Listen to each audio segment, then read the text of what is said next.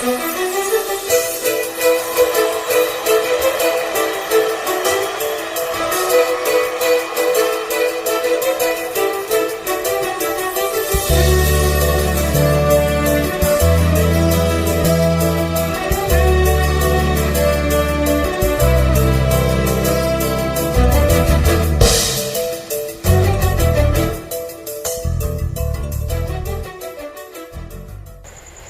went as far as to establish a Zangaya Primary School in Dorawa, in Karloka government, to be precise in my emirate. She went as far as also to make a very laudable presence in Gurku, where she single-handedly established a mosque, and also resettled people who, as an act of insecurity of Northeast, they migrated all the way from Northeast and come and settle in Gurku, which she established more or less like a hostel, an accommodation for them, established a school where the females continue the expression of searching for education, both Western education and Islamic education. And I feel it is a plus. Likewise, it happens in UK. This gentlewoman have touched a lot of things. I could recall in the early year 2019, when the reign of Umaru Tankol Makore is about expiring,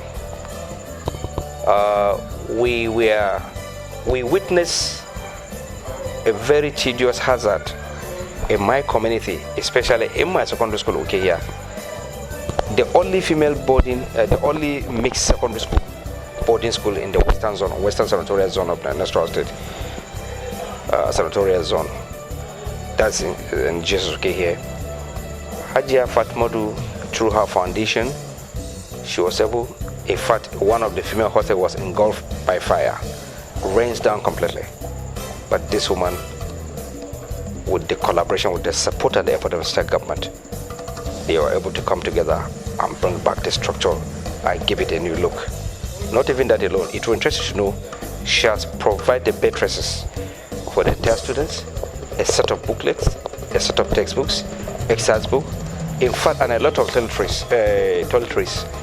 And not even that, she went as far as to also seek for the people, the students who they were privileged to migrate from Northeast as a result of this insecurity and come and settle here. About 200 of them, she paid off their scholarship. She gave them a scholarship up front. She paid their school fees.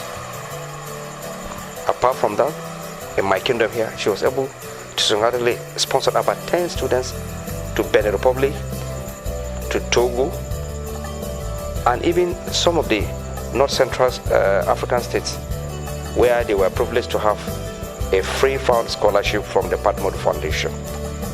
My son is also one of the beneficiaries. He is privileged. He was given an admission through scholarship through Patmodu Foundation. He is reading microbiology in Benin Republic in Ecotis University.